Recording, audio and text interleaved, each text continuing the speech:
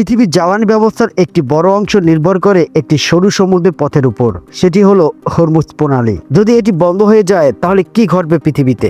মধ্যপ্রাচ্যের একটি সংকীর্ণ সমুদ্রপথ যা পারস্য উপসাগরকে উন্মুক্ত সমুদ্রের সাথে যুক্ত করে। বিশ্বে প্রায় 20% তেল এই পথ দিয়ে পরিবহন করা হয়, তাই এটি বিশ্বের অন্যতম গুরুত্বপূর্ণ জ্বালানি করিডোর। হরমুজ প্রণালী বন্ধ হয়ে যায় তাহলে তেলের সরবরাহ হঠাৎ কমে যাবে, বিশ্বজুড়ে জ্বালানি সংকট শুরু হবে। পেট্রোল পাম্পে লাইন, গ্যাসের ঘাটতি সবকিছু একসাথে দেখা দিতে পারে। তেলের দাম বাড়লে শুধু জ্বালানি নয়, সবকিছুর উপর প্রভাব পড়ে। পরিবহন ব্যয় বাড়ে, খাদ্যের দাম বাড়ে, বিদ্যুতের খরচ বেড়ে যায়, অর্থাৎ সাধারণ মানুষের জীবনযাত্রা কঠিন হয়ে পড়ে। বিশেষ করে এশিয়ার বড় অর্থনীতিগুলো চীন, ইন্ডিয়া, জাপান এরা মধ্যপ্রাচ্যের তেলের উপর নির্ভরশীল, তাই সবচেয়ে বেশি চাপ পড়বে তাদের উপর। এই প্রণালী এতটাই গুরুত্বপূর্ণ যে বড় শক্তিগুলো যেমন ইউনাইটেড স্টেট এলাকাটিকে ঘনিষ্ঠভাবে পর্যবেক্ষণ করে। কোনো সংকট তৈরি হলে আন্তর্জাতিক উত্তেজনা বেড়ে যেতে পারে। যদিও কিছু বিকল্প ব্যবস্থা আছে, পাইপলাইন, বিকল্প রুট, কিন্তু তা পুরো তেলের চাহিদা পূরণ করতে সক্ষম নয়। হরমুজ প্রণালী আমাদের মনে করিয়ে দেয় একটি ছোট জায়গাও পুরো পৃথিবীর অর্থনীতিকে প্রভাবিত করতে পারে